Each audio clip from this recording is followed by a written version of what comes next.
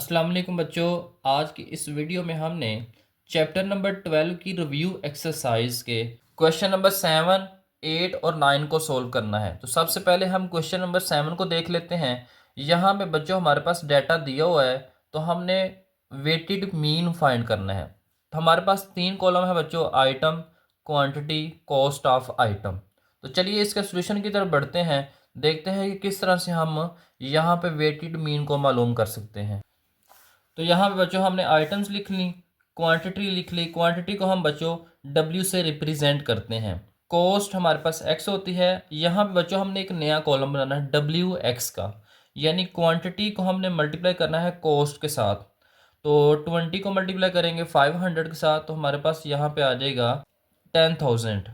अब यहाँ पे बच्चों हमने 20 को मल्टीप्लाई करना है 400 के साथ, तो आ जाएगा 8,000। इस तरह से आपने बच्चों क्वांटिटीज़ को कॉस्ट के साथ मल्टीप्लाई करते जाना है, तो डब्ल्यू एक्स निकल आएगा। अब इन डब्ल्यू एक्स की जितनी भी वैल्यूज़ हैं इनको आपने बच्चों प्लस कर लेना है, यानी सिग्मा डब्ल्यू एक्स। जब प्लस करेंगे तो यहाँ 3,93,800।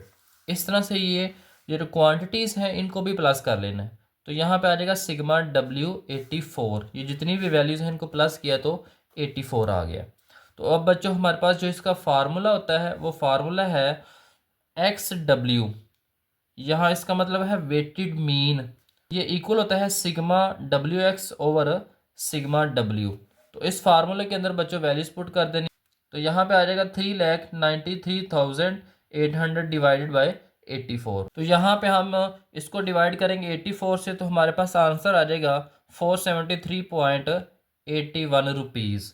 तो यहाँ पे बच्चों हमारे पास जो इसका वेटेड मीन आया है वो है 473.81 रुपीज़।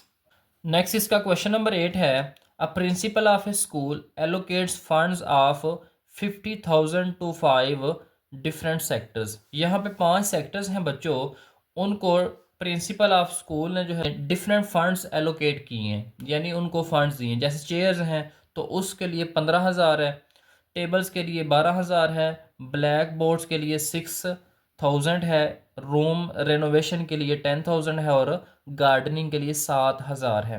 तो इन बच्चों इस डाटा को देखते हुए हमने बच्चों इस डाटा को देखते हुए हमने फाइंड करना है average of funds allocation in E sector of the school.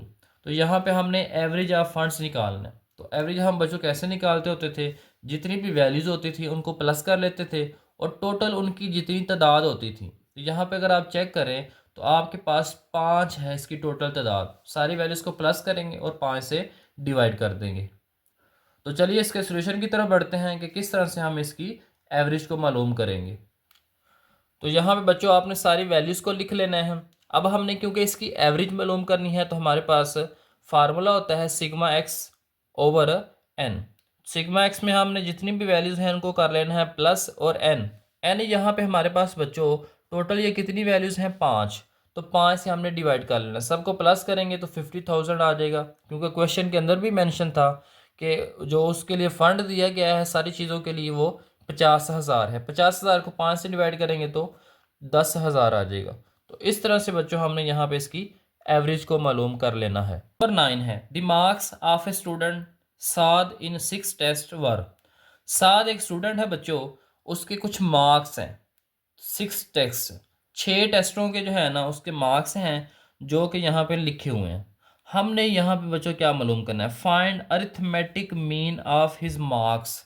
बड़ा सादा सा फंड है बच्चों कि यहाँ पे हमने अरिथमेटिक मीन मालूम करना है। जैसे यहाँ पे हमने एवरेज मालूम किया था वैसे बच्चों यहाँ पे हमने अरिथमेटिक मीन मालूम करना है। तो चलिए देखते हैं कि किस तरह से हम 7 के नंबर्स का अरिथमेटिक मीन मालूम करेंगे।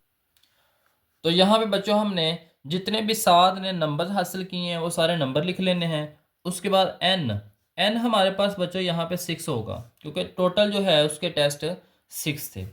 तो अरिथमेटिक मीन सेम वही फार्मूला है जो हमने एवरेज के लिए इस्तेमाल किया है, सिग्मा एक्स ओवर एन। सारी वैल्यूज़ को प्लस करेंगे और 6 से डिवाइड कर देंगे। तो प्लस किया तो आ जाएगा 480, डिवाइड करेंगे 6 से तो 80 मार्क्स आ जाएंगे।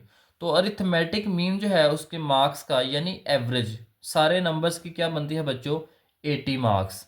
तो इस तरह से बच्चों आपने क्वेश्चन नंबर 7, 8 और क्वेश्चन नंबर 9 को सोल्व करना है। इंतहाई आसान क्वेश्चन थे बच्चों। उम्मीद है आपको आज की वीडियो बड़ी अच्छी लगी होगी। अगर अच्छी लगी है तो आपने आगे दोस्तों को भी शेयर करनी है और ख़ुद भी इस वीडियो को लाइक करना है।